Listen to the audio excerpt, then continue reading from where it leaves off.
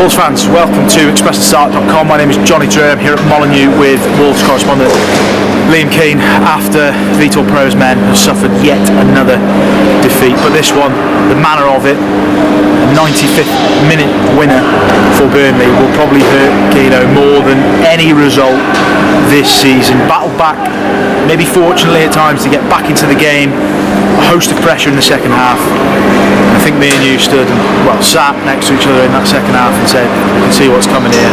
And unfortunately for Wolves, it has come. Just before we go into the nuts and bolts of it, just sum up the kind of the damage of this result, the manner of it, and just the general feeling at the moment, because it was pretty ugly there at the end. Yeah, it's sickening, to be honest. In the pit of my stomach it hurts. It really does, watching that happen at the end, and the scenes, the ugly scenes you've seen, because the fans deserve a hell of a lot more than what they're getting at the moment. The players put in a spirited performance in the second half, and had the majority of the ball and with a team that were pushing for a winner.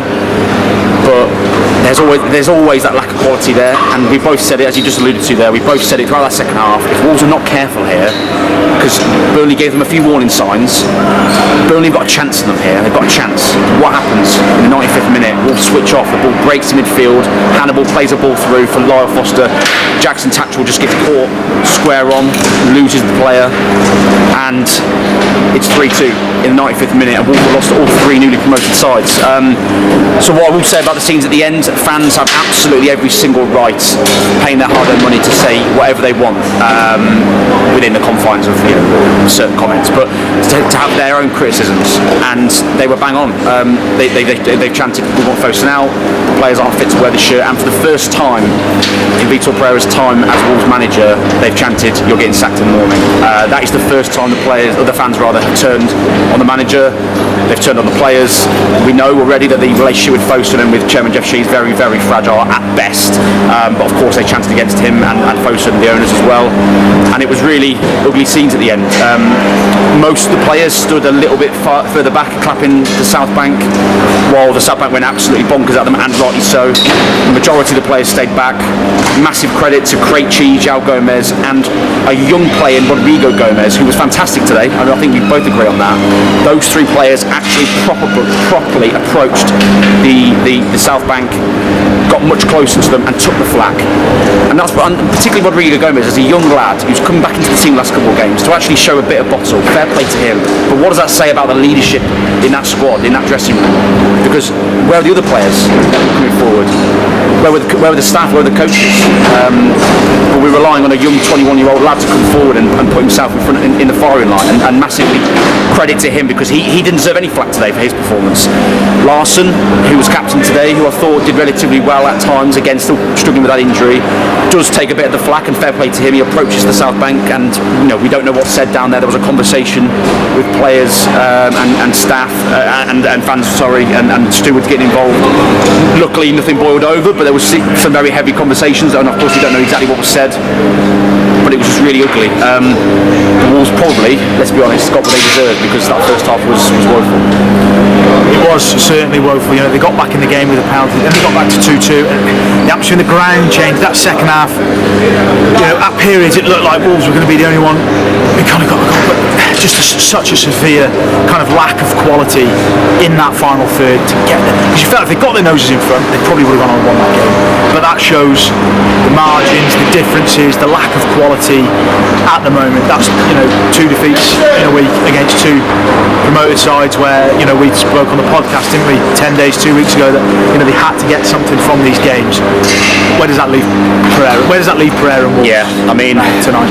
It feels like a massive turning point, doesn't it? At the very least, it has to give the ownership a decision to make. I think I'd be lying if I didn't say that. I'd be disingenuous so I don't say that they have a decision to make, whether they choose to go further with this current coaching team or not, and that is up to them. They did give Gary O'Neill a lot longer than what they've currently given Vitor Pereira if he was to go, which may go into their thinking, but many people thought that Gary was given longer than he deserved at the time. So yeah, it has to be a decision, because Wolves have now got 9 games and they've got 2 points.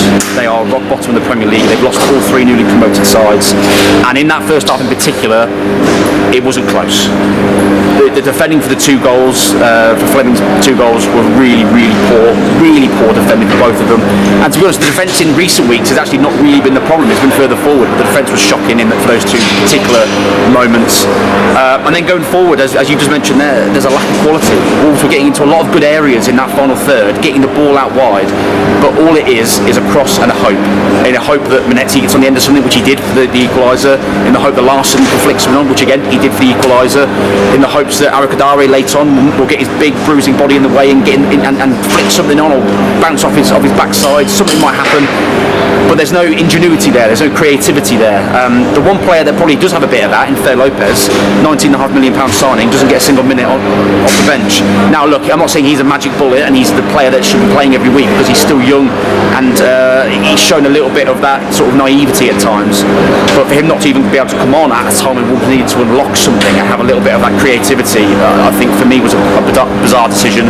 Rodrigo Gomez, as I say, was probably Wolves' best player today. Hugo Buenos played well, but then you've got players who have been so reliable, like Ladislav Krejci making massive mistakes. You've got John Arias been very, very quiet. £15 million signing there. 28 years old. You expect him to come in and have an impact. Hasn't got a goal and assist now in 9 Premier League games.